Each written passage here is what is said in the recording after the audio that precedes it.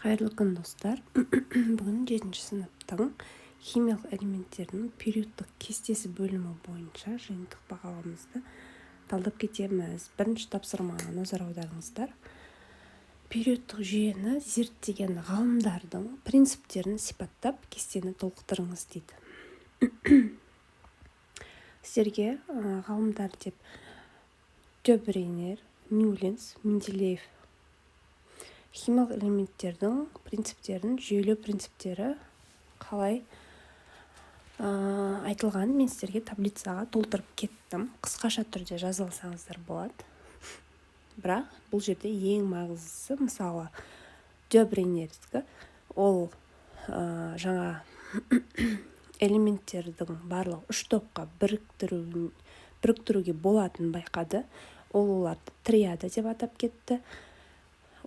Осы классификацияны жазып кетсеңіздер болады. Әрбір триадада атомның массасы екі сыртқы элементтің орташа арифметикалық массасына тең болатын ортаңғы элемент бар екендігін айтып кеткен. Ал Ньюленстің классификациясы бұл жерде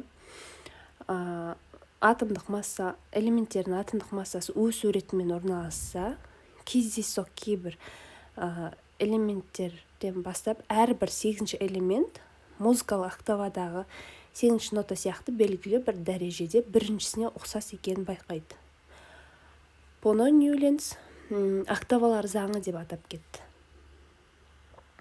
Ал Менделеевте элементтердің қасиеттері, демек олар түзетін жай және күрделі денелердің қасиеттері периодты түрде тәуелді атомдық салмаққа.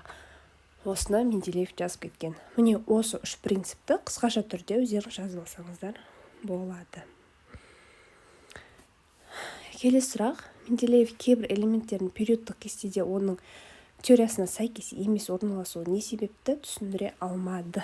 Мысал келтіріңіз. Енді мысал ретінде ол химиялық элементтерді топтарға бөлгенде, жаңа айтып өткен принципке байланысты, барлығы сәйкес емес екендігін, тең санда болмағандығы үшін бос орындар пайда болып тастап кеткен. 1871 жылы жасаған кестесінде 12 элементке орын қалдырып кетті, дәл осы себебі бойынша.